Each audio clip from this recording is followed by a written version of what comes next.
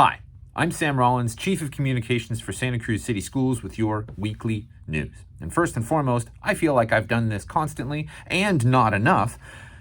I was going to thank you for your patience, but then I realized that's not really right. And what I'd rather say is sorry for having to ask for your patience again and again and again. It's not fair. Because patience is, of course, the strength of will not to absolutely wig out when, let's face it, who would blame you? I wouldn't. At these times when risk ramps up, I know what that's like, in general, but I don't know what it's like for you. No one can. In this town, there's people who share a wall and they don't even share a path through this.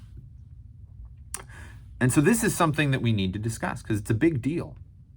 School is a communal experience, but we come at it from wildly different directions every day.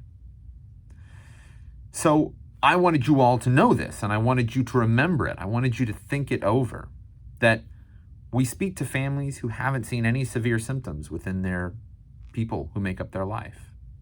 And we know others who've lost people they rely on. We talk to families whose households are still very at risk, and to others for whom the risk feels like it's dwindled to almost nothing. So think about it. However you feel, you have neighbors demanding that we go into distance learning. You have neighbors demanding we remove masking requirements. You have neighbors begging the district to mandate vaccines just for campus entry, and neighbors who feel strong-armed already. We come to school from wildly different directions. And I think what that is a community of people doing their best to make their direction seen. So I also wanted to thank you for commanding our attention. And we're sorry that when a set of rules is built to govern all of these directions, the one thing everyone will agree on is that it is imperfect. We are still asking everyone to test regularly. By default, we add everyone to the testing schedule under substantial exposure, and so I wanted to thank our students for taking part in each other's safety. We're tracking the numbers, and they're beginning to drop at the county level. We have hope. But I'm sorry that I am still thanking you for your patience. And in other news of hope, our iReady progress assessments are coming in with some early but very encouraging signs of big strides in progress since coming back from distance learning.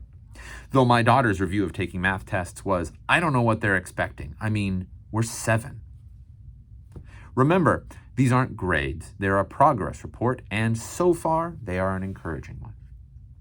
Our local libraries are also offering drop-in homework help on Tuesdays from 3 to 5. This is downtown, Capitola, Felton, and La Selva Beach, and they're setting that up soon in Live Oak.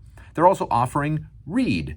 That's the name of a reading comprehension program for students 2 to 12. You can find all that info in the flyer that's here in the links.